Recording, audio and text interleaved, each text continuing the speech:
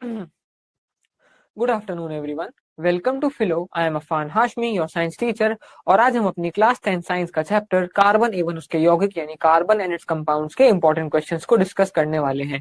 आज के लेक्चर में हम इस चैप्टर के objective type, very short answer और लॉन्ग आंसर को डिस्कस करेंगे।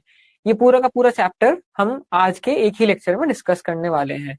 इस चैप्टर में हमने कुल 22 क्वेश्चंस का कलेक्शन बनाया है और ये जो कलेक्शन है ये पिछले कई साल के पेपर का एनालिसिस करके बनाया गया है। तो ये सभी के सभी सवाल जो है वो आपके एग्जाम के लिए बहुत जरूरी है और आपको इनकी खूब अच्छे तरीके से प्रैक्टिस करनी है। ठीक है, तो चलिए हम शुरू करते हैं अपने एमसीक्यूज के साथ। 11 एमसीक्यूज हैं सबसे पहले, है ना। ये 11 एमसीक्यूज करने वाले हैं, 3 वेरी शॉर्ट, 4 शॉर्ट और 4 लॉन्ग आंसर्स। केस बेस इसमें है नहीं तो केस बेस हम इसके नहीं करने वाले हैं। ठीक है ना। सारे के सारे सवाल जो है बच्चों आपके एग्जाम के नजरिए से जरूरी है। तो चलिए एक एक करके हम इनको डिस्कस कर लेते हैं। ठीक है, चलिए सबसे पहला सवाल देखते हैं। सबसे पहला सवाल है, कार्बन यौगिक कैसे होते हैं। ठीक है, मतलब जो कार्बन कंपाउंड्स हैं वो कैसे होते हैं, हमसे ये पूछा गया है। ठीक है, तो इसके ऑप्शंस हमारे पास हैं। अच्छे विद्युत चालक होते हैं यानी गुड कंडक्टर ऑफ इलेक्ट्रिसिटी, खराब विद्युत चालक होते हैं यानी बैड कंडक्टर्स। और तीसरा ऑप्शन है, उनके अणुओं के बीच आकर्षण बल प्रबल होते हैं, मतलब उनके जो इंटरमोलिक्यूलर फोर्सेस होते हैं वो बहुत स्ट्रांग होते हैं। या फिर उनके अणुओं के बीच आकर्षण बल दुर्बल होते हैं, यानी उनके जो मॉलिक्यूल्स होते हैं, उनका जो इंटरमोलिक्यूलर फोर्स है वो बहुत वीक होता है।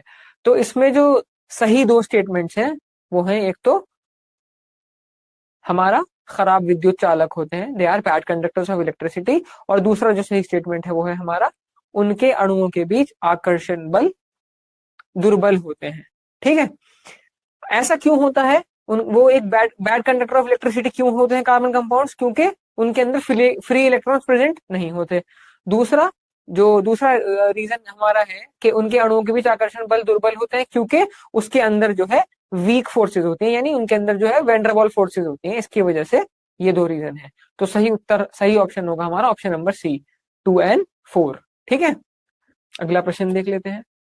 अगला प्रश्न हमारा है, इथाइन अणुओं के निर्माण में कुल कितने इलेक्ट्रॉनों का सह साझाकरण होता है। इथाइन जो हमारा अणु है, ये पूछ रहे हैं कि उसके फॉर्मेशन में, इथाइन के फॉर्मेशन में कितने जो इलेक्ट्रॉन्स हैं वो बॉन्ड बना रहे होते हैं, कितने जो इलेक्ट्रॉन्स हैं वो शेयर, मतलब जो है इलेक्ट्रॉन्स को शेयर कर रहे होते हैं। तो बच्चों इथाइन में ना टोटल हमारे 10 इलेक्ट्रॉन्स जो है वो हमारा एक साझाकरण कर रहे होते हैं। जो इथाइन होता है उसका फॉर्मूला है हमारा C2H2, है ना। दो कार्बन कंपाउंड्स, उनके बीच में ट्रिपल बॉन्ड और एक एक हाइड्रोजन। ठीक है, तो मतलब हर कार्बन कंपाउंड के पास 4 वैलेंस इलेक्ट्रॉन, तो 4 इसके पास हो गए, है ना। 4 इसके पास हो गए, एक इसके पास होता है, एक इसके पास होता है वैलेंस इलेक्ट्रॉन। टोटल कितने हो गए हमारे पास, ये 4 + 4 8, 8 + 1 और +1 10। ठीक है, तो टोटल जो है हमारे पास होते हैं इथाइन के जो साझाकरण में जो इलेक्ट्रॉन साझा कर रहे होते हैं वो होते हैं 10। चलिए अगले प्रश्न की तरफ चलते हैं।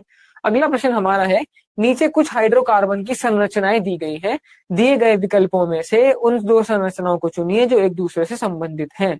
यहाँ पर कुछ हमको कुछ स्ट्रक्चर्स दिए गए हैं, उनमें से हमें ऐसे दो स्ट्रक्चर्स को चूज करना है। ठीक है, क्वेश्चन में कहा है दो संरचनाओं को चुनिए जो एक दूसरे से संबंधित है। ठीक है, तो बच्चों जो एक दूसरे से संबंधित है, एक तो हो गई हमारी ये सेकंड वाली और एक होगी हमारी थर्ड वाली। ये तो है हमारी एन-ब्यूटेन। ठीक है, और ये हमारा है आइसोब्यूटेन। ठीक है, 2 मिथाइल प्रोपेन भी कह सकते हैं इसको, आईयूपीएसी नाम। लेकिन देख सकते हैं 4 कार्बन कंपाउंड यहाँ पे, 4 कार्बन कंपाउंड यहाँ पर, और यहाँ पर हम अगर हाइड्रोजन काउंट करें तो 10 हो गए यहाँ पर, और यहाँ पर भी हाइड्रोजन काउंट करेंगे तो 10 हो गए।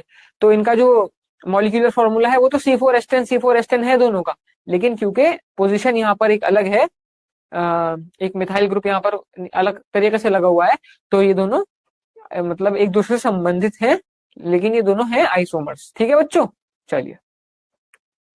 हाँ, तो यहाँ पर हमने कौन कौन सा ऑप्शन चूज किया, 2 और 3। 2 और 3 कौन सा ऑप्शन पार्ट है हमारा, सी पार्ट, तो सी पार्ट इसका आंसर हो जाएगा। प्रश्न नंबर 4 देख लेते हैं। प्रश्न नंबर 4 है, वनस्पति तेलों के हाइड्रोजनीकरण में प्रयुक्त सामान्य अभिक्रिया के बारे में गलत कथन चुने। यहाँ पर जो है वनस्पति जो ऑयल्स होते हैं उनके हाइड्रोजिनेशन के बारे में कुछ स्टेटमेंट्स दिए गए हैं, उसके रिएक्शन के बारे में, और हमसे ये कहा गया है कि इनमें जो गलत कथन है, मतलब जो गलत स्टेटमेंट है, वो चूज करिए। सबसे पहला स्टेटमेंट है, ये एक संयोगी अभिक्रिया है। ठीक है, यह निकेल या पैलेडियम उत्प्रेरक की उपस्थिति में होता है। बिल्कुल ठीक बात है। उत्पाद में कार्बन परमाणुओं के बीच केवल एकल बंध होता है। ठीक है, यह एक संयोगी अभिक्रिया है जो अम्ल उत्प्रेरक की उपस्थिति में होती है। तो बच्चों यहाँ पर जो गलत स्टेटमेंट है वो है हमारा फोर्थ वाला, जहां पर लिखा है कि यह एक संयोगी अभिक्रिया है जो अम्ल उत्प्रेरक की उपस्थिति में होती है। ठीक है, संयोगी अभिक्रिया तो ये है, ठीक है, लेकिन ये अम्ल उत्प्रेरक की उपस्थिति में नहीं होती, ये होती है एक मेटल उत्प्रेरक की उपस्थिति में, यानी धातु उत्प्रेरक की उपस्थिति में। ठीक है, ये अम्ल उत्प्रेरक जो है, मतलब ये होता है हमारा एसिड कैटलिस्ट, अम्ल उत्प्रेरक यानी एसिड कैटलिस्ट। लेकिन ये जो रिएक्शन है हाइड्रोजनेशन ऑफ वनस्पति ऑयल, ये जो होती है, ये होती है किसकी मौजूदगी में? इसको चाहिए होता है मेटल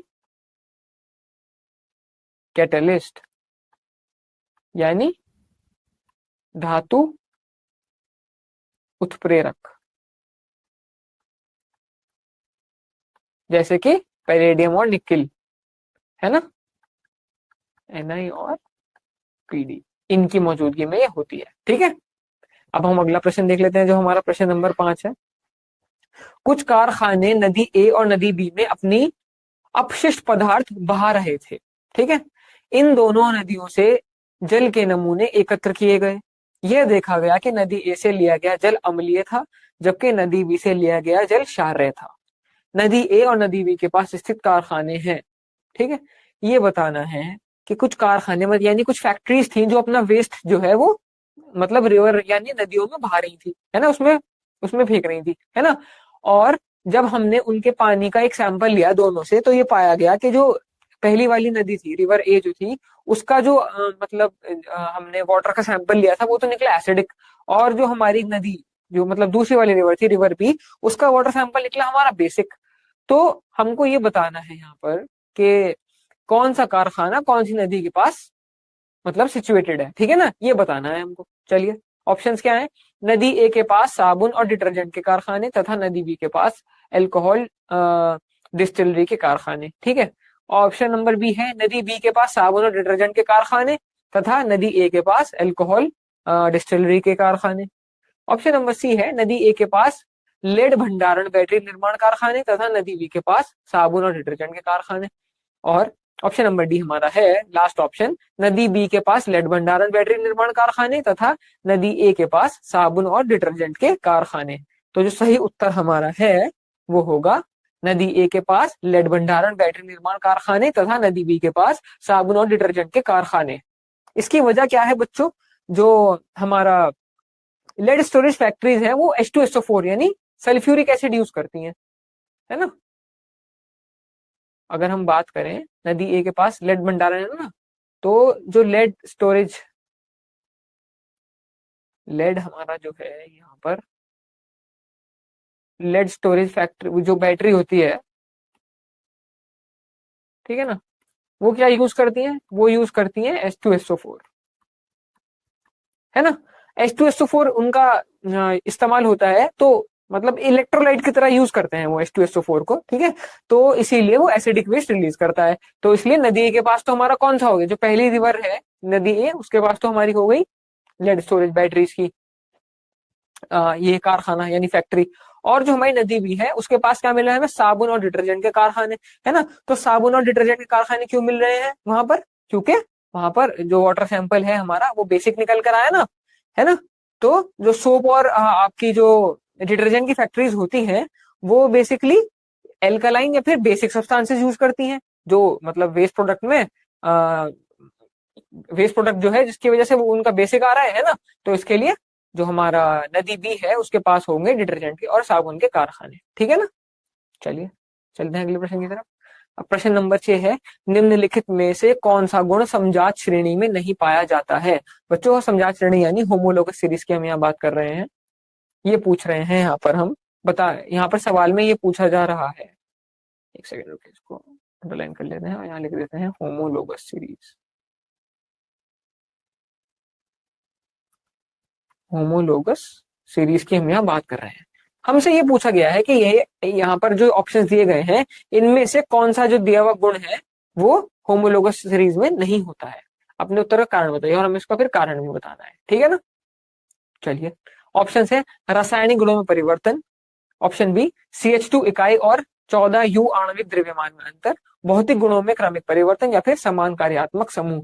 तो जो चीज बच्चों, जो गुण हमारी होमोलोगस सीरीज यानी समजात श्रेणी में नहीं पाया जाता वो है रासायनिक गुणों में परिवर्तन, मतलब उनकी केमिकल प्रॉपर्टीज में चेंजेस। तो बच्चों एक होमोलोगस सीरीज में जितने भी आपके मेंबर्स होते हैं उस सीरीज में, उन सबके जो केमिकल प्रॉपर्टीज हैं वो सेम होती है, क्योंकि सबका फंक्शनल ग्रुप सेम होता है। तो इसलिए उनमें कोई भी परिवर्तन, कोई भी चेंज नहीं पाया जा सकता, ठीक है। तो ये इसका कारण हो गया और ये ऑप्शन नंबर ए हो गया इसका आंसर, ठीक है। अब हम चलते हैं प्रश्न नंबर 7 की तरफ। अच्छा, अब हमारे पास कुछ एजर्शन रीजन के क्वेश्चन हैं, ठीक है। निम्नलिखित दो प्रश्नों, अगले दो जो क्वेश्चन है वो हमारे एजर्शन रीजन के हैं। इसमें आपको बहुत अच्छी तरह पता ही है आपको क्या करना होता है। आपको दो स्टेटमेंट दिए गए होते हैं जिसमें से एक को हम अभिकथन कहते हैं, दूसरे को कारण कहते हैं, ठीक है ना। और उनके फिर चार ऑप्शंस दिए गए होते हैं। पहला ऑप्शन होता है कि अभिकथन और कारण दोनों सही है, और कारण जो है वो अभिकथन की सही व्याख्या यानी सही स्पष्टीकरण है, मतलब जो रीजन है वो एजर्शन को प्रॉपरली एक्सप्लेन करता है। ऑप्शन नंबर 2 हमारा है अभिकथन और कारण दोनों सत्य तो हैं, लेकिन कारण जो है वो अभिकथन की सही व्याख्या यानी सही एक्सप्लेनेशन नहीं है ना। तो इसका ये हो गया ऑप्शन नंबर बी का कि एजर्शन और रीजन दोनों सच तो हैं, लेकिन एजर्शन जो रीजन दिया गया है वो एजर्शन की सही एक्सप्लेनेशन नहीं है। ऑप्शन सी हमारा कहता है कि एजर्शन सही है और रीजन गलत है, और ऑप्शन डी इसका उल्टा होता है, वो कहता है एजर्शन गलत है हमारा और रीजन ठीक है, यानी अभिकथन गलत है और कारण ठीक है, ठीक है। चलिए देखते हैं सबसे पहला सवाल क्या है।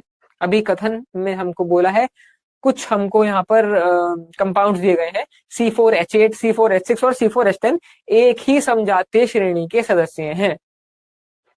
अच्छा, ठीक है।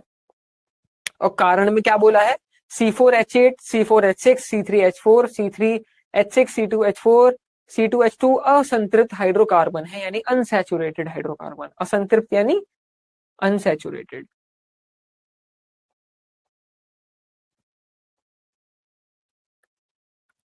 ठीक है बच्चों। सबसे पहला अभिकथन दोबारा से पढ़ते हैं एक बार। C4H8, C4H6 और C4H10 एक ही समजातीय श्रेणी के सदस्य हैं, यानी एक ही होमोलॉगस सीरीज के हैं। तो बच्चों ये बात तो बिल्कुल ठीक नहीं है, क्योंकि C4H10 तो हमारा एल्केन हो गया और ये हमारा एल्काइन है यहाँ पर, है ना। माफ कीजिएगा, एल्कीन है और ये एक एल्काइन है। तो एक ही श्रेणी के तो हो नहीं गए, बिल्कुल नहीं हो सकते ये तीनों, तो बिल्कुल ये बात हो गई गलत, है ना। तो हमारा अभिकथन तो असत्य है। बात करें हम कारण की, उसमें कहा गया है C4H8, C4H6, C3H4, C3H6 और आदि असंतृप्त हाइड्रोकार्बन है, अनसैचुरेटेड है, ये बात बिल्कुल ठीक है। तो हमारा इसका उत्तर हो जाएगा अभिकथन ए असत्य है लेकिन कारण आर बिल्कुल सत्य है, ठीक है। ऑप्शन नंबर डी यहाँ पर, ठीक है ना। अगला प्रश्न देखते हैं। अगले प्रश्न में बोला है अभिकथन में इथेनॉल का गलनांक और क्वथनांक सोडियम क्लोराइड से कम होता है, यानी मेल्टिंग पॉइंट और बॉइलिंग पॉइंट की हम यहाँ पर बात कर रहे हैं, है ना। ये कहा है इथेनॉल का जो गलनांक और क्वथनांक सोडियम क्लोराइड से कम होता है। कारण में लिखा है आयनिक यौगिकों के अणुओं के बीच आकर्षण बल बहुत मजबूत होते हैं। आयनिक यौगिक यानी आयनिक बॉन्ड्स जो बने, वो आयनिक कंपाउंड्स जो होते हैं उनके अणुओं के बीच मॉलिक्यूलर जो उनके बीच आकर्षण बल यानी इंटरमॉलिक्यूलर फोर्सेस जो हैं वो बहुत मजबूत होती हैं। जो उनके बॉन्ड के बीच में जो फोर्सेस होती हैं वो बहुत मजबूत होती हैं, ठीक है ना, ये बोला है। चलिए, इसका जो सही उत्तर हो जाएगा बच्चों, बातें तो दोनों ठीक है। इथेनॉल का जो गलनांक है और क्वथनांक यानी मेल्टिंग पॉइंट और बॉइलिंग पॉइंट सोडियम क्लोराइड से कम होता है, बात बिल्कुल ठीक है। और जो दूसरी बात लिखी है कि आयनिक यौगिकों के अणुओं के बीच जो आकर्षण बल होता है यानी फोर्सेस ऑफ अट्रैक्शन होती हैं वो बहुत मजबूत होती है, बहुत स्ट्रांग होती है, ये बात भी बिल्कुल ठीक बोली है। लेकिन ये जो कारण है वो अभिकथन की सही एक्सप्लेनेशन नहीं है। तो आंसर हमारा हो जाएगा ऑप्शन नंबर बी कि अभिकथन और कारण दोनों सत्य तो हैं, लेकिन कारण जो है वो अभिकथन की सही व्याख्या यानी सही एक्सप्लेनेशन नहीं है। क्योंकि बच्चों इसमें क्या है, इसमें ये नहीं बताया हमको कि इथेनॉल का जो कोवेलेंट, इथेनॉल एक कोवेलेंट कंपाउंड है ना, जिसकी विद वीक इंटरमॉलिक्यूलर फोर्सेस, है ना। ये तो हमको बताया ही नहीं यहाँ पर, है ना। जो इसका मेन रीजन है, हमको ये तो यहाँ पर रीजन में हमें ये नहीं बताया ना कि इथेनॉल एक कोवेलेंट कंपाउंड है जिसके अंदर जिसकी जो इंटरमॉलिक्यूलर फोर्सेस है वो बहुत वीक होती है ना। तो इसलिए यहाँ पर जो कारण है वो इसकी सही एक्सप्लेनेशन नहीं है। प्रश्न नंबर 9 देख लेते हैं। पूर्ण ऑक्सीकरण पर इथेनॉल देता है, मतलब ये पूछा है जब कंप्लीट ऑक्सीडेशन हो जाता है इथेनॉल का तो हमें क्या मिलता है। ठीक है, चलिए देख लेते हैं। जब क्या बोलते हैं इथेनॉल का कंप्लीट ऑक्सीडेशन होगा तो हमको क्या मिलेगा। कंप्लीट ऑक्सीडेशन होने चलिए सबसे पहले यहाँ इथेनॉल हो गया हमारा C2H5OH। इसका हम क्या कर रहे हैं, पूर्ण ऑक्सीकरण किसकी प्रेजेंस में किसकी मदद से करेंगे, मदद लेंगे हम एल्कलाइन KMNO4 की। ठीक है, तो यहां पर हमको बच्चों मिल जाएगा जो हमारा होता है इथेनोइक एसिड।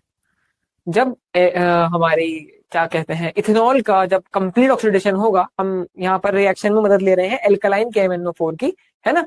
उसकी मदद से जब इसका पूर्ण ऑक्सीडेशन कर लेंगे तो हमको क्या मिलेगा, इथेनोइक एसिड, जिसको हम आम भाषा में एसिटिक एसिड भी बोलते हैं।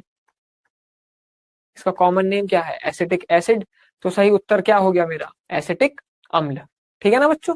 अब हम चलते हैं अगले प्रश्न की तरफ। अगला प्रश्न हमारा है, जब इथेनॉल सोडियम के साथ अभिक्रिया करता है तो दो उत्पाद बनते हैं, ये उत्पाद हैं। चलिए पहले देख लेते हैं कि उसकी रिएक्शन क्या होगी। इथेनॉल का रिएक्शन किससे कराना है, सोडियम के साथ। C2H5OH का रिएक्शन किससे हो रहा है, सोडियम से हो रहा है ना। यही रिएक्शन बनेगी बच्चों। तो यहां पर हमको क्या मिलेगा, C2H5ONA+H2। यहाँ पर इसको हम बैलेंस कर लेंगे इक्वेशन को, तो ये हमारा ये यहाँ पर हमको ये मिल जाएगा। ठीक है, क्या क्या बच्चों हमको मिला यहाँ पर, सोडियम इथॉक्साइड और हाइड्रोजन। ये है मेरा सोडियम इथॉक्साइड, और ये H2 तो हाइड्रोजन है, ये आपको पता ही है। ठीक है ना, H2 है ये, H2। तो सही उत्तर हो जाएगा सोडियम इथॉक्साइड और हाइड्रोजन। प्रश्न नंबर 11 देख लेते हैं, जो कि हमारा आखिरी MCQ है ना। कठोर जल साबुन के साथ आसानी से झाग नहीं बनाता क्योंकि इसमें शामिल हैं केवल Mg2 पॉजिटिव आयन, केवल Ca2 positive ion, Mg2 positive और Ca2 पॉजिटिव दोनों आयन, या फिर Na पॉजिटिव और K पॉजिटिव दोनों आयन। तो सही उत्तर हो जाएगा Mg2 पॉजिटिव और Ca2 पॉजिटिव दोनों आयन। क्या होता है बच्चों, हार्ड वाटर में जब साबुन को डाला जाता है ना, तो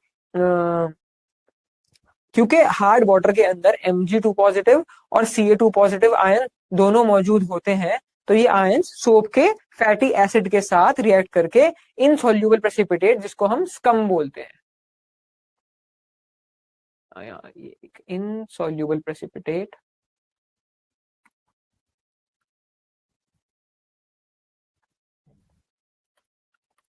जो कि स्कम कहलाता है,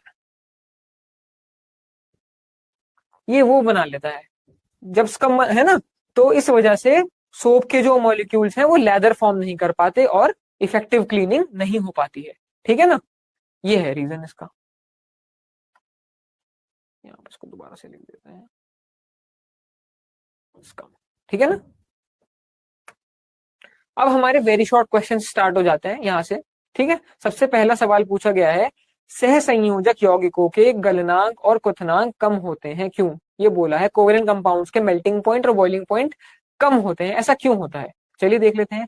सह संयोजक यौगिकों के गलनांक और क्वथनांक कम होते हैं क्योंकि सह संयोजक यौगिकों के अणुओं के बीच आकर्षण बल बहुत कमजोर होते हैं, थोड़ी सी ऊष्मा लगाने पर ये आणविक बल टूट जाते हैं। ये बच्चों ये इसलिए कम होते हैं इनके मेल्टिंग पॉइंट्स और बॉइलिंग पॉइंट्स, क्योंकि इनके बीच जो इंटरमोलिकुलर फोर्सेस होती हैं वो बहुत कमजोर होती हैं, बहुत वीक होती हैं। थोड़ी सी ऊष्मा यानी थोड़ी सी हीट मतलब लगाने पर ये आणविक बल टूट, ये जो इंटरमोलिकुलर फोर्सेस हैं, जो बॉन्ड्स हैं इनके, ये टूट जाते हैं। ठीक है ना। चलिए प्रश्न नंबर 13, दो एल्काइनो ए और बी के अणुसूत्र क्रमश CxH2 और C3Hy हैं। ठीक है ना। ए और पहला पार्ट में पूछा है एक्स और वाई के मान ज्ञात कीजिए, ऑप्शन नंबर, और दूसरे पार्ट में पूछा है ए और बी के नाम लिखिए। चलिए सबसे पहले हम देख लेंगे एल्काइन जो हमारे होते हैं उनका जो सामान्य सूत्र क्या है, वो होता है CnH2n-2। यहाँ पर हमने लिख लिया। अब CxH2 के लिए हम क्या करेंगे, हम x को बराबर रख देंगे 2n-2 के। ठीक है ना। वहां से हमारी n की वैल्यू निकल जाएगी, n हमारा निकला 2 और x हमारा इवेंचुअल निकल के आया वहां से 2, ठीक है ना। सिमिलरली हम करेंगे y के लिए, वहां पे हम इसको 2n-2 को y के बराबर रख देंगे, वहां से हमारे हमें जो है n की वैल्यू निकल जाएगी और फिर इवेंचुअली y की वैल्यू निकल जाएगी। y मेरा निकल कर आया 4, ठीक है ना। तो x तो आया मेरा 2, y मेरा निकल कर आया 4, है ना। तो क्या अब क्या क्या बच्चों दे रखा था, CxH2, है ना, CxH2 गिवन था, और क्या क्या गिवन, और दूसरा कंपाउंड क्या था हमारा, C3Hy, C3Hy। x मेरा कितना निकल कर आया 2, तो ये तो हो गया मेरा C2H2, है ना, इथाइन। और ये वो मेरा y निकल के आया मेरा 4, ये हो गया मेरा C3H4, है ना। तो C2H2 यानी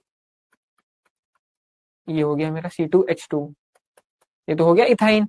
और हमारा क्या निकल कर आया, C3H4 प्रोपाइन, है ना।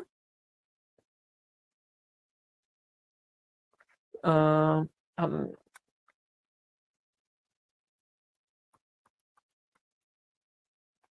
यहाँ पर आएगा एक हाइड्रोजन, एक कार्बन, और एक ये 1 2 3 4, हाँ। तो ये आ गया हमारा C3H4, इस तरीके से इथाइन और प्रोपाइन हमको मिले। चलिए अगला सवाल देखते हैं। निम्नलिखित की इलेक्ट्रॉन बिंदु संरचना बनाइए, यानी इलेक्ट्रॉन डॉट स्ट्रक्चर्स बनाने के लिए बोला है, किस किस का, साइक्लोहेक्सेन और प्रोपेन का। तो बच्चों साइक्लोहेक्सेन का इलेक्ट्रॉन डॉट स्ट्रक्चर आप देख सकते हैं, एक साइक्लिक कंपाउंड होता है ना साइक्लोहेक्सेन। साइक्लोहेक्सेन हमारा हो गया CH2 CH2 CH2 CH2 CH2 1 2 3 4 5 CH2, ठीक है, 1 2 3 4 5 6, 6 कार्बन एटम्स हो गए, है ना। तो बच्चों ये साइक्लोहेक्सेन जो है एक साइक्लिक कंपाउंड है, जैसा कि आप देख सकते हैं, है ना, यहाँ पर मैंने बनाया। तो हमें इलेक्ट्रॉन डॉट स्ट्रक्चर्स में बच्चों क्या करना होता है, ये जो बॉन्ड्स यहाँ जैसे मैंने स्ट्रक्चर में बॉन्ड्स यूज किया ना डैश बना के, इन बॉन्ड्स की जगह हमको डॉट्स बनाने होता है, कोवेलेंट बॉन्ड दिखाना होता है कि किस तरीके से बॉन्ड की शेयरिंग हो रही है, ठीक है ना। प्रोपेन की एग्जांपल ले लेते हैं, प्रोपेन के जैसे आप यहाँ पे इलेक्ट्रॉन डॉट स्ट्रक्चर देख लेते हैं, देख सकते हैं, है ना। कार्बन के जो इलेक्ट्रॉन्स हैं उनको मैंने ब्लैक डॉट से रिप्रेजेंट करा है, और जो हाइड्रोजन के हमारे इलेक्ट्रॉन्स हैं उनको मैंने ऑरेंज डॉट से रिप्रेजेंट करा है। आप सेम कलर की डॉट से भी रिप्रेजेंट कर सकते हैं, उसमें कोई प्रॉब्लम नहीं है। यहाँ पर थोड़ा सा बेहतर तरीके से एक्सप्लेन करने के लिए, दिखाने के लिए कि शेयरिंग कैसे होती है इलेक्ट्रॉन्स की, वो यहाँ पर इसलिए मैंने इसको 2 कलर्स में रख दिया था, थोड़ा सा बेहतर तरीके से एक्सप्लेन करने के लिए। लेकिन दोनों ही तरीके ठीक है, आप किसी भी मतलब 2 अलग अलग कलर्स भी यूज कर सकते हैं और सेम कलर भी यूज कर सकते हैं, इसमें कोई भी प्रॉब्लम नहीं है, ठीक है ना। तो ये हो गया हमारे इलेक्ट्रॉन डॉट स्ट्रक्चर। अगला सवाल है, कार्बन उत्कृष्ट गैस विन्यास प्राप्त करने के लिए संयोजकता इलेक्ट्रॉनों को प्राप्त करने या खोने के बजाय कार्बन के अन्य परमाणुओं या अन्य तत्वों के परमाणुओं के साथ अपने संयोजकता इलेक्ट्रॉनों को साझा करना पसंद करता है। इस कथन को उचित ठहराने के लिए कारण दीजिए, ठीक है। कार्बन के सबसे बाहरी कोश में 4 इलेक्ट्रॉन होते हैं, मतलब जो आउटर मोस्ट शेल होता है कार्बन का, उसमें 4 इलेक्ट्रॉन होते हैं, है ना। ये C4 नेगेटिव ऋण आयन बनाकर 4 इलेक्ट्रॉन प्राप्त नहीं कर सका, क्योंकि 6 प्रोटॉन वाले नाभिक के लिए 10 इलेक्ट्रॉन धारण करना कठिन होगा। यह C4 पॉजिटिव धनायन बनाकर 4 इलेक्ट्रॉन भी नहीं खो सका, क्योंकि 4 इलेक्ट्रॉनों को हटाने के लिए बड़ी मात्रा में ऊर्जा की आवश्यकता होगी, है ना, बहुत एनर्जी चाहिए होगी अगर 4 इलेक्ट्रॉन को हटाना है। इस प्रकार कार्बन अपने संयोजकता इलेक्ट्रॉनों को कार्बन के अन्य परमाणुओं या अन्य तत्वों के परमाणुओं के साथ साझा करना पसंद करता है। इसलिए कार्बन जो है वो कोवेलेंट बॉन्ड बनाना इसीलिए पसंद करता है, क्योंकि 4 वो गेन नहीं कर सका, 4 वो अपने हटा नहीं सका, है ना, इसीलिए वो साझा कर लेता है, मतलब एक कोवेलेंट बॉन्ड बना लेता है, या तो दूसरे कार्बन एटम्स के साथ या फिर दूसरे अन्य तत्वों के साथ, ठीक है ना बच्चों। चलिए प्रश्न नंबर 16 देख लेते हैं। एथाइन के लिए इलेक्ट्रॉन बिंदु संरचना बनाइए, ठीक है, इथाइन का इलेक्ट्रॉन डॉट स्ट्रक्चर बनाना है। सह संयोजक, और दूसरा पार्ट में पूछा है, सह संयोजक यौगिकों और आयनिक यौगिकों द्वारा प्रदर्शित गुणों के बीच 2 अंतर बताइए, यानी कोवेलेंट बॉन्ड्स और आयनिक बॉन्ड्स, मतलब कोवेलेंट कंपाउंड्स और आयनिक कंपाउंड्स जो होते हैं उनके द्वारा प्रदर्शित गुणों, उनकी दो मतलब उनके द्वारा जो प्रदर्शित प्रॉपर्टीज होती हैं उनके बीच हमको 2 अंतर बताने हैं, प्रॉपर्टीज ऑफ हमारे covalent compounds and ionic compounds, ठीक है। सबसे पहले इथाइन का इलेक्ट्रॉन डॉट स्ट्रक्चर देख लेते हैं, ठीक है। इथाइन आपको पता ही है C2H2, है ना। तो एक ट्रिपल बॉन्ड की शेयरिंग, यहाँ पर क्रॉस, कार्बन के जो इलेक्ट्रॉन्स हैं उनको क्रॉस से रिप्रेजेंट कर लिया है, हाइड्रोजन के जो इलेक्ट्रॉन्स हैं उनको डॉट से रिप्रेजेंट कर लिया। अब 2 कार्बन कार्बन के बीच जो है ना, यहाँ पर एक ट्रिपल बॉन्ड है, तो यहाँ पर ट्रिपल बॉन्ड इस तरीके से रिप्रेजेंट कर दिया। 6 इलेक्ट्रॉन शेयर हो रहे हैं, 1 2 3 4 5 6 आप यहाँ दे सकते हैं, और 2 की शेयरिंग यहाँ पे हो रही है। सर्कल वाला मतलब जो डॉट है वो हाइड्रोजन का इलेक्ट्रॉन, जो क्रॉस है वो कार्बन का इलेक्ट्रॉन। ये हो गया इसका इलेक्ट्रॉन डॉट स्ट्रक्चर। अब चलते हैं हम अपने अंतर की तरफ। किस किस के बीच में बताना है? सहसंयोजक यौगिक यानी कोवेलेंट कंपाउंड्स और आयनिक यौगिक यानी आयनिक कंपाउंड्स। चलिए सबसे पहले हम इसको गलनांक और क्वथनांक यानी मेल्टिंग पॉइंट और बॉइलिंग पॉइंट के आधार पर देख लेते हैं। सहसंयोजक यौगिक यानी कोवेलेंट कंपाउंड्स के, यहाँ पे चलिए मैं लिख भी देता हूँ। ये तो हो गए मेरे कोवेलेंट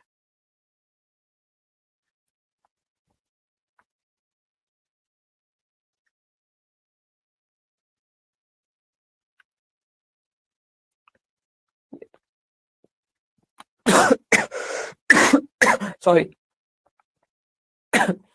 कोवेलेंट कंपाउंड होगा ये, और ये हो गए हमारे आयोनिक कंपाउंड्स। ठीक है बच्चों, तो सबसे पहले हम जो बेसिस ऑफ डिफरेंस हमने लिया है वो है गलनांक और क्वथनांक यानी मेल्टिंग पॉइंट और बॉइलिंग पॉइंट।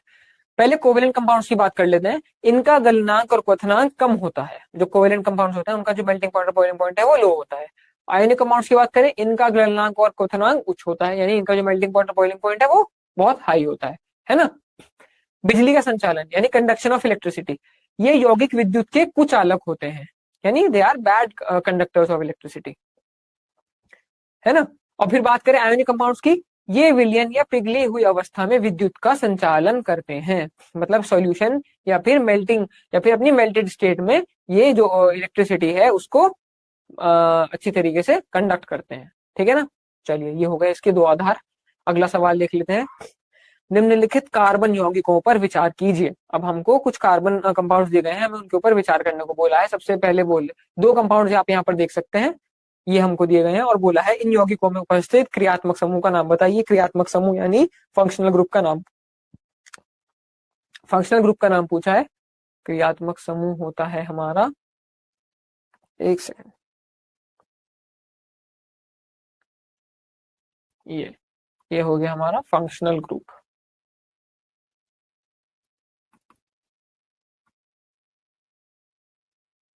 फंक्शनल ग्रुप पूछा है, इन यौगिकों में उपस्थित फंक्शनल ग्रुप का नाम बताना है। प्रश्न नंबर 2 है, इस क्रियात्मक समूह के यौगिकों का सामान्य सूत्र बताइए। जनरल फॉर्मूला पूछा है यहाँ पर।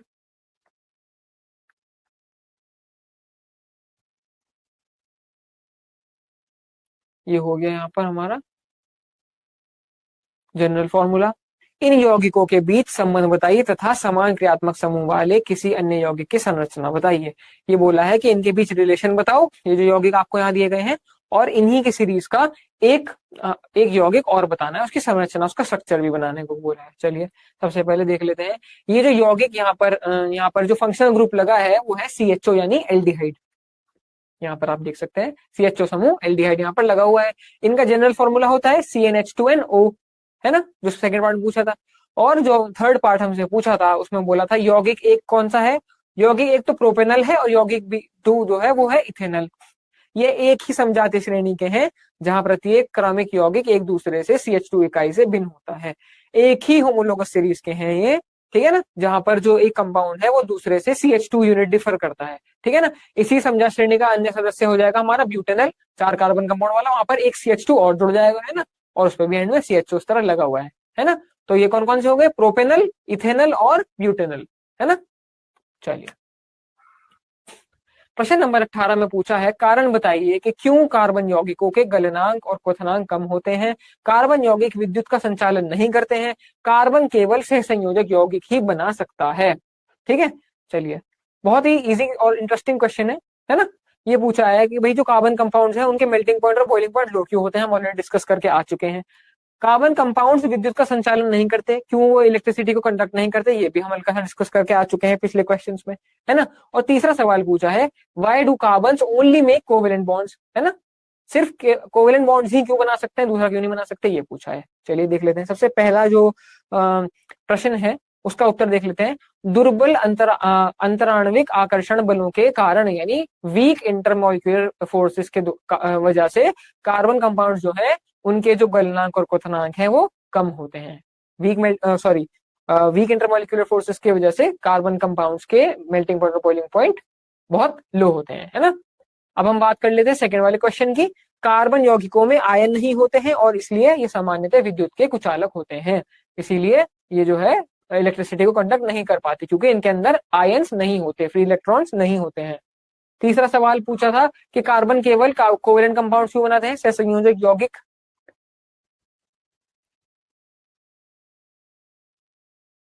ये होता है कोवेलेंट कंपाउंड्स।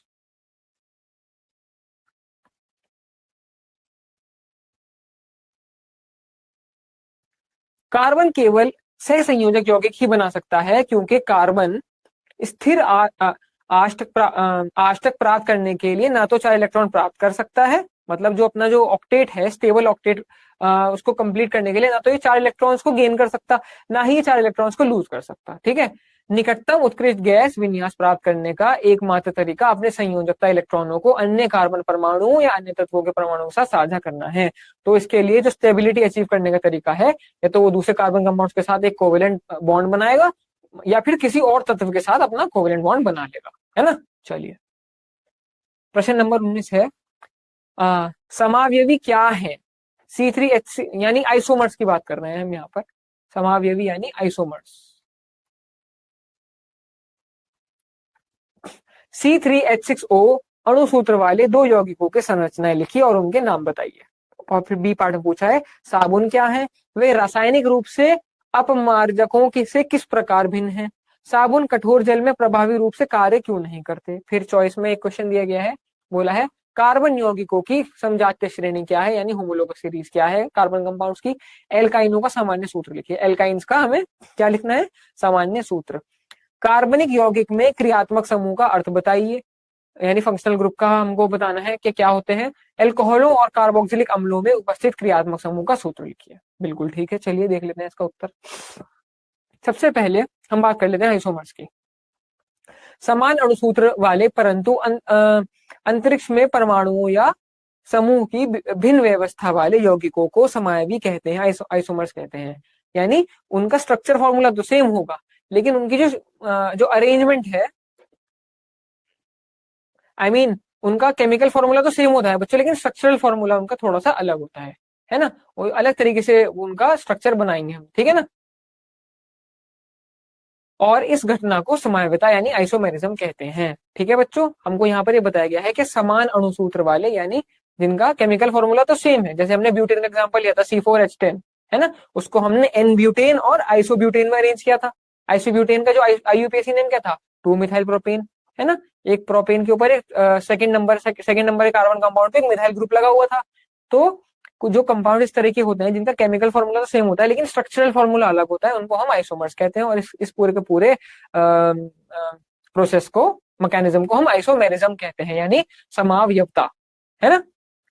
चलिए एग्जाम्पल अब यहाँ पर देख लेते हैं। CH3COH3 और CH3CH2CHO क्रियात्मक समावयवी हैं जिनके अणुसूत्र समान होते हैं परंतु क्रियात्मक समूह भिन्न होते हैं। ठीक है ना, यानी केमिकल फॉर्मूला तो सेम है लेकिन स्ट्रक्चरल फॉर्मूला इनके अलग अलग होते हैं, CH3COCH3 और CH3CH2CHO के।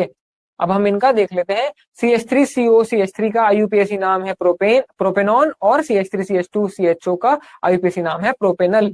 ठीक है ना, यहाँ पे आप देख सकते हैं तो इसके पास भी 3 कार्बन, इसके पास भी 3 कार्बन, इसके पास कितने हाइड्रोजन 1 2 3 4 5 6, इसके पास कितने हाइड्रोजन 1 2 3 4 5 6, 6 हाइड्रोजन, 6 हाइड्रोजन इधर, 6 हाइड्रोजन उधर, है ना। यहाँ पर भी एक CHO ग्रुप लगा हुआ है, यहाँ पर भी एक CHO ग्रुप लगा हुआ है ना। मतलब केमिकल फॉर्मूला तो सेम है, लेकिन क्योंकि स्ट्रक्चर अलग है, पोजिशन अलग है उसकी फंक्शनल ग्रुप की, तो इसकी वजह से यहाँ पर ये दोनों अलग अलग हो गए। ये तो हो गया प्रोपेनल और ये हो गया हमारा प्रोपेनॉन। ठीक है बच्चों, चलिए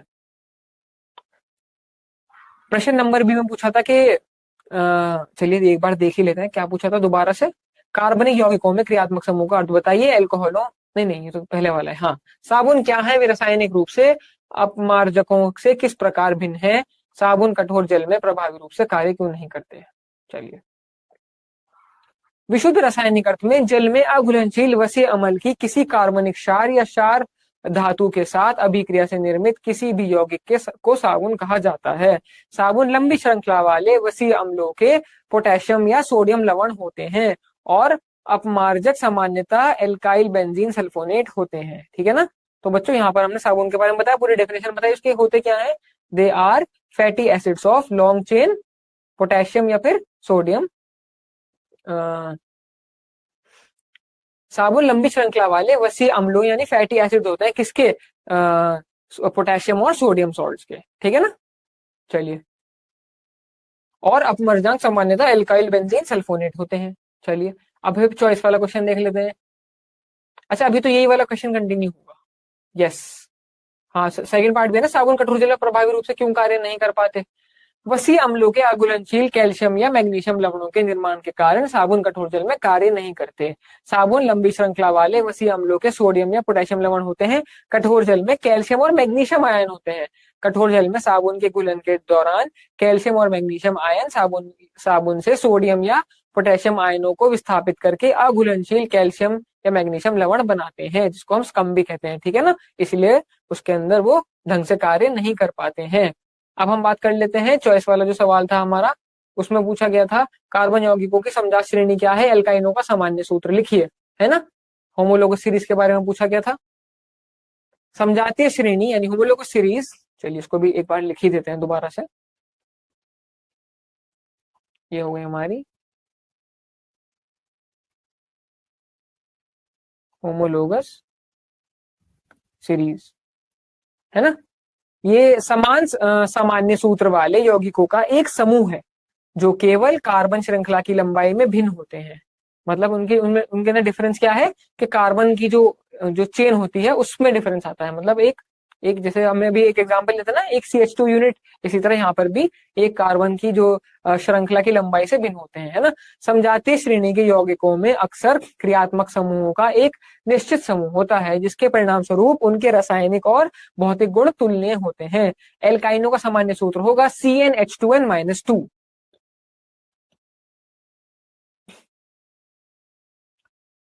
बात करते हैं क्रियात्मक समूह, फंक्शनल ग्रुप क्या होते हैं, क्रियात्मक समूह। चलिए, इसको भी यहाँ पर मैं लिख देता हूँ, क्रियात्मक समूह, जिससे कि आपको याद रहे कि हम फंक्शनल ग्रुप का क्वेश्चन कर रहे हैं।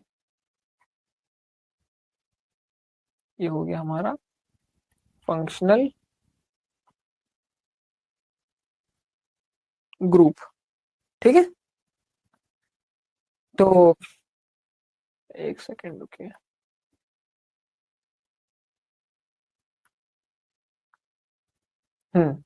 क्रियात्मक समूह एक परमाणु या परमाणुओं का समूह होता है जो कार्बन श्रृंखला से जुड़ा होता है।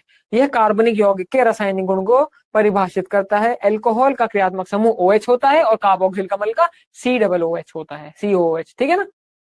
पता चल गया आपको फंक्शनल ग्रुप क्या होता है। एक परमाणु या परमाणुओं का समूह होता है, यानी या तो एक एटम या फिर ग्रुप ऑफ एटम्स होते हैं जो कार्बन श्रृंखला से, जो कार्बन की जो चेन होती है उससे जुड़े हुए होते हैं, है ना।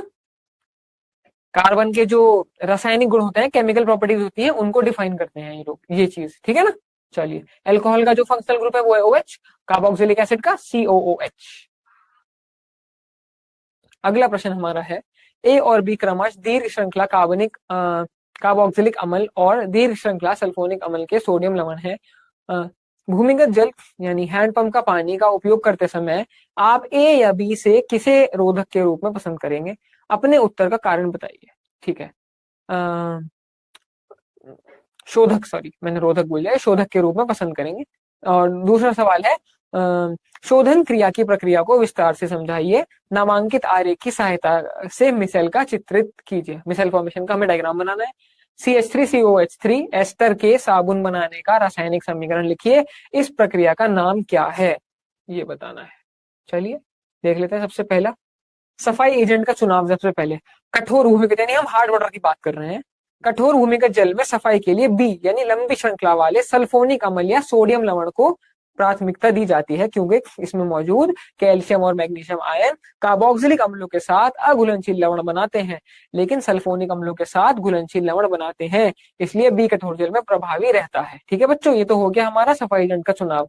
अब हम बात करेंगे सफाई क्रिया और मिसेल निर्माण की। साबुन और डिटर्जेंट में एक हाइड्रोफिलिक यानी पानी पसंद करने वाला शीर्ष और एक हाइड्रोफोबिक यानी तेल पसंद करने वाला शीर्ष, यानी एक तो पानी को पसंद करने वाला हाइड्रोफिलिक पार्ट होता है और एक तेल को पसंद करने वाला यानी हाइड्रोफोबिक पार्ट होता है। पूंछ होती है, तैलीय पानी में मिलाने पर उनकी पूंछ तेल में धंस जाती है, जबकि शीर्ष पानी की ओर मुंह करके गोलाकार संरचनाएं बनाते हैं जिन्हें मिसेल कहते हैं।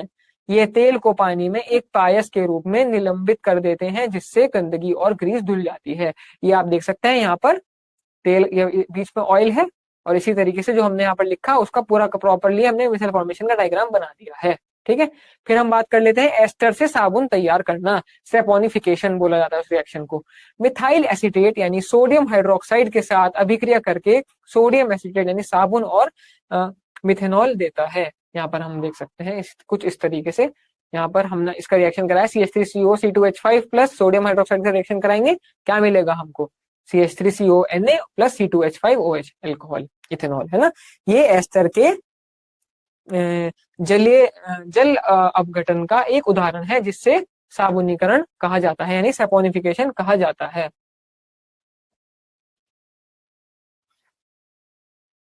मिथाइल एसीटेट सोडियम हाइड्रोक्साइड के साथ अभिकरण करके सोडियम एसीटेट और मिथेनॉल, यहाँ पर बच्चों इथेनॉल आएगा, ठीक है ना, ये आएगा यहाँ पर।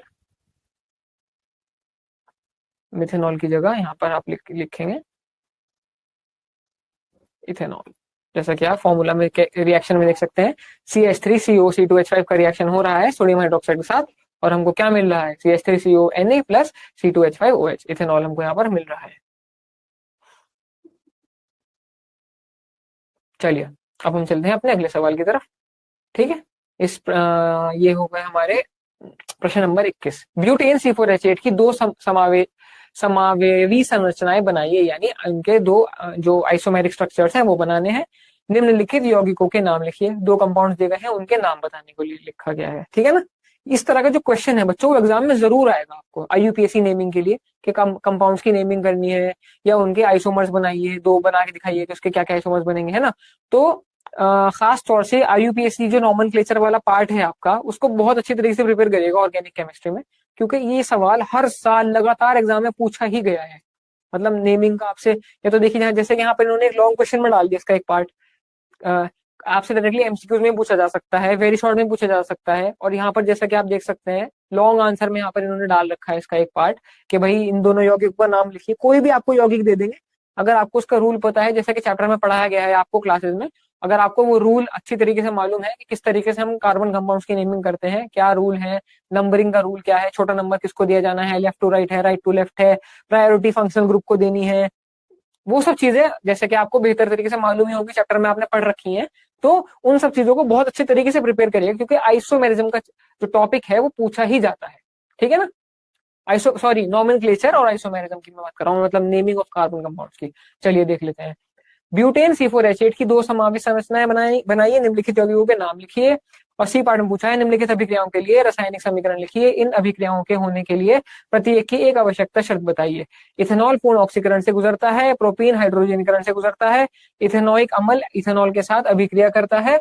चलिए सबसे पहले हम बात कर लेंगे ब्यूटेन के दो आइसोमेरिक स्ट्रक्चर्स के बारे में। सबसे पहले एक तो हो गया हमारा ब्यूट 1 इन, है ना। किसके बारे में बात कर रहे हैं? ब्यूटेन। चलिए ब्यूट 1 इन हो गया सबसे पहले तो एक, और ब्यूट 2 इन, ये हो गए हमारे दो आइसोमेरिक स्ट्रक्चर्स यहाँ पर। अब बात कर लेंगे हमें इनके नाम, इनका नाम करना है। सबसे पहले वाले का नाम क्या हो जाएगा? ये हो गया हमारा, कितने कार्बन कंपाउंड है? 1 2 3, यानी मेथ, एथ और प्रोप। तो प्रोपेन तो हो गया, प्रोपेन के ऊपर एक क्लोरीन लग रहा है, तो ये तो हमारा हो गया क्लोरोप्रोपेन। सबसे पहले वाला हो गया हमारा क्लोरोप्रोपेन, ठीक है ना। और दूसरा वाला देख लेंगे, दूसरा वाला कंपाउंड क्या है हमारा, कितने कार्बन कंपाउंड है? 1 2 3 4, मेथ एथ प्रोप ब्यूट, है ना। तो मतलब ये कुछ हमारा 4 कार्बन कंपाउंड वाला है, यानी ब्यूट तो हमारा यहाँ से क्लियर हो गया। और अब हम बात छोटा एक नंबर की बात कर लेंगे, तो क्योंकि फंक्शनल ग्रुप इधर लग रहा है तो नंबरिंग हम इधर से स्टार्ट करेंगे, क्योंकि छोटा नंबर फंक्शनल ग्रुप को मिलेगा। तो सेकंड नंबर पे हमारा फंक्शनल ग्रुप लग रहा है, तो कंपाउंड का नाम हो जाएगा ब्यूटेन 2 ऑन, है ना, यानी कीटोन वाले ग्रुप फंक्शनल ग्रुप लग रहा है यहाँ पर। तो यहाँ पर कंपाउंड का नाम हो जाएगा ब्यूटेन 2 ऑन, है ना, या फिर ब्यूटेनॉन भी आपको कह सकते हैं, ब्यूटेन 2 ऑन। जो इसका प्रॉपर IUPAC नाम है वो है ब्यूटेन 2 ऑन, ठीक है बच्चों। चलिए अब हम इसका सी पार्ट देख लेते हैं। सी पार्ट में क्या बोला था कि इथेनॉल की पूर्ण ऑक्सीकरण से गुजरता है। चलिए यहाँ पर हमने सबसे पहले जब उसका कंप्लीट ऑक्सीडेशन कराया एक्सेस हाइड्रोजन के साथ C2H5OH प्लस 3O2, तो हमको क्या मिला? कार्बन डाइऑक्साइड और वाटर, ठीक है बच्चों। एक क्वेश्चन में पीछे हमने एल्कलाइन के MnO4 की मदद ली थी, वहां हमें क्या मिला था? वहां मिला था एसिटिक एसिड। यहाँ पर हमने कंप्लीट ऑक्सीडेशन किसके साथ करा है? एक्सेसिव हाइड्रोजन ऑक्सीजन के साथ। तो जब एक्सेसिव ऑक्सीजन के साथ इसका कंप्लीट ऑक्सीडेशन होगा तो फिर हमको मिलेगा कार्बन डाइऑक्साइड और वाटर, ठीक है ना। पोटेशियम डाइक्रोमेट का या अम्लीकृत पोटेशियम परमैंगनेट और गर्मी की उपस्थिति, ठीक है ना। ये होगा सी के फर्स्ट पार्ट का आंसर। इथेनॉल पूर्ण ऑक्सीकरण से गुजरता है ना। तो पोटेशियम डाइ, एक मिनट,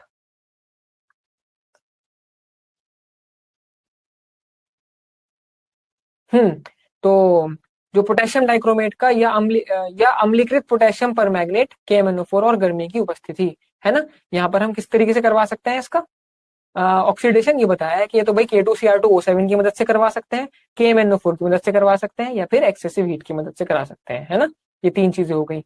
और अब हमको दूसरे में क्या बोला था, प्रोपीन हाइड्रोजनीकरण से गुजरता है, तो फिर उसमें क्या होगा, उसका रिएक्शन यहाँ पर दिया हुआ है हमको। हमारे पास कैटलिस्ट क्या क्या है, निकल या फिर प्लैटिनम, और हीट हम उसको करेंगे तो हमको मिलेगा यहाँ पर CH3 CH2 CH3 प्रोपेन मिल जाएगा। आवश्यक शर्त क्या है, गर्मी या दबाव के तहत निकेल या प्लैटिनम जैसे धातु उत्प्रेरक का उपयोग, मतलब जो हमारे पास कैटलिस्ट होना चाहिए वो या तो निकेल होना चाहिए या फिर प्लैटिनम होना चाहिए। और फिर जो तीसरे पार्ट में क्या बोला है सवाल में, इथेनॉइक अम्ल इथेनॉल के साथ अभिक्रिया करता है, यानी इथेनॉइक अम्ल CH3COH कहाँ किसके साथ अभिक्रिया कराना है, C2H5OH के साथ। तो कंसंट्रेटेड H2SO4 की प्रेजेंस में हम इसको कराएंगे और हमको मिलता क्या है, CH3CO C2H5 प्लस H2O। आवश्यक शर्त यह है निर्जलीकरण एजेंट और उत्प्रेरक के रूप में सांद्र सल्फ्यूरिक एसिड की उपस्थिति मिश्रण को गर्म करना, ठीक है ना। अब हम करते हैं इस चैप्टर का आखिरी सवाल, आखिरी लॉन्ग आंसर, वो है कार्बन एक बहुमुखी तत्व है जो सभी जीवित जीवों और हमारे द्वारा उपयोग की जाने वाली कई वस्तुओं का आधार बनता है। इसकी चतुसंयोजकता के कारण अनेक प्रकार के यौगिक बनते हैं। कार्बन के यौगिक oxygen, hydrogen, nitrogen, sulphur, chlorine और कई अन्य तत्वों के साथ बनते हैं। निम्नलिखित प्रश्नों के उत्तर दीजिए। सबसे पहले पूछा है हाइड्रोकार्बन क्या है। दूसरा सवाल है दो गुणों की सूची बनाइए जिनके कारण कार्बन उनके यौगिक बना सकता है। तीसरा पूछा है उत्प्रेरक की उपस्थिति में इथेनॉइक अम्ल और इथेनॉल के बीच होने वाली अभिक्रिया का रासायनिक समीकरण लिखिए। सबसे पहले हाइड्रोकार्बन की बात कर लेते हैं। हाइड्रोकार्बन क्या है, हाइड्रोकार्बन कार्बनिक यौगिक होते हैं जिनमें केवल कार्बन और हाइड्रोजन परमाणु होते हैं। संरचना के आधार पर इन्हें इस प्रकार वर्गीकृत किया गया है। सबसे पहले हो गए हमारे एल्केन जो होते हैं सैचुरेटेड कंपाउंड जिनके अंदर सिर्फ सिंगल बॉन्ड्स होते हैं, केवल एकल बंध यानी ओनली सिंगल बॉन्ड्स। ये तो हो गए हमारे सैचुरेटेड कंपाउंड्स जिनके अंदर सिर्फ सिंगल बॉन्ड्स होते हैं। फिर आ गए हमारे एल्कीन और एल्काइन, ये होते हैं असंतृप्त हाइड्रोकार्बन जिनके अंदर डबल और ट्रिपल बॉन्ड्स होते हैं, डबल एंड ट्रिपल, ठीक है ना। फिर होते हैं हमारे एरोमेटिक हाइड्रोकार्बन यानी बेंजीन वाले, जिसके पास जिन कंपाउंड्स के अंदर बेंजीन का प्रेजेंस होता है, ठीक है ना। उसके बाद पूछा था कि कार्बन के जो गुण जो अनेक यौगिकों के निर्माण में सहायक होते हैं, एक तो हो गए हमारा ये होती है हमारी चतुर संयोजकता। कार्बन में 4 संयोजकता इलेक्ट्रॉन होते हैं जिससे यह अन्य परमाणुओं के साथ 4 सहसंयोजक बंध बना सकता है। और दूसरा हो गया हमारा इसका श्रृंखलन, कार्बन परमाणु एक दूसरे से बंध कर लंबी श्रृंखलाएं यानी वलय और जटिल संरचनाएं बना सकते हैं, ठीक है ना बच्चों। ये कार्बन के 2 गुण होते हैं जिनको हम कहते हैं चतुर संयोजकता और श्रृंखलन, ठीक है ना। फिर बात करें इथेनॉल इथेनॉइक अम्ल के बीच अभिक्रिया, इसको हम एस्टेरिफिकेशन बोलते हैं। सांद्र सल्फ्यूरिक अम्ल यानी H2SO4 की उपस्थिति में इथेनॉल C2H5OH और इथेनॉइक अम्ल CH3COH के बीच अभिक्रिया के परिणाम स्वरूप इथाइल इथेनोएट CH3COO C2H5 और जल H2O बनते हैं। इस अभिक्रिया का रासायनिक समीकरण है C2H5OH प्लस CH3COH और H2SO सांद्र H2SO4 के प्रेजेंस में इथाइल इथेनोएट प्लस H2O। इस अभिक्रिया को हम एस्टेरीकरण यानी एस्टेरिफिकेशन,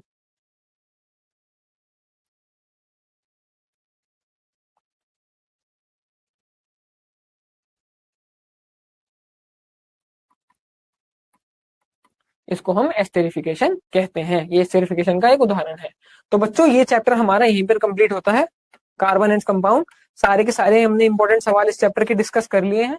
अब बच्चों आपको क्या करना है, आपको इस चैप्टर को खूब अच्छे तरीके से प्रिपेयर करना है, ठीक है। मैंने आपको जैसे कि लेक्चर की स्टार्टिंग में ही बताया था कि आपके एग्जाम के नजरिए से ये चैप्टर बहुत जरूरी है और आपको इसकी खूब अच्छे तरीके से प्रैक्टिस करनी है।